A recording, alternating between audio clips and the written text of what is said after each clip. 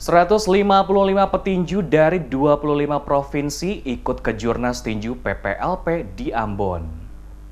Sebanyak 155 petinju putra-putri binaan Kemenpora RI di wadah Pusat Pembinaan dan Latihan Olahraga Pelajar PPLD maupun Sekolah Keberbakatan Olahraga SKO dari 25 provinsi di Indonesia akan mengikuti Kejurnas Tinju PPLP PPLPD dan SKO di Gedung Sport Hall Karangpanjang, Kota Ambon. Kejuaraan tinju antar Pusat Pembinaan dan Latihan Olahraga Pelajar tersebut secara resmi dibuka oleh Deputi Pembudayaan Olahraga Kementerian Pemuda dan Olahraga RI Raden Isnanta, Senin 23 Oktober. Kejuaraan yang mempertandingkan 5 kelas tersebut berlangsung 23 hingga 27 Oktober 2017.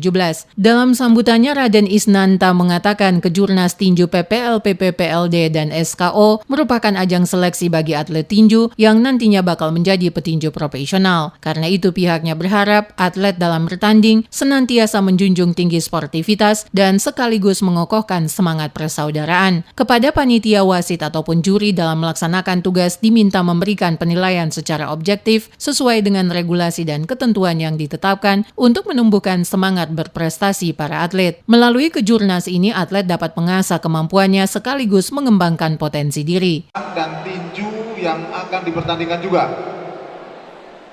Mari buktikan tinju bisa memberikan sumbangan berarti buat Indonesia, buat Merah Putih. Ini Bapak Gubernur dan Pak Kadis dan semua perangkat yang ada sudah menyiapkan serba merah putih. Maknanya dalam. Merah putih menunggu kalian supaya merah putih berkibar di Asian Games. Bisa juga di SEA Games, syukur sampai Olympic Games. Tidak hanya berkibar, syukur ada emas sehingga plus Indonesia Raya berkumandang.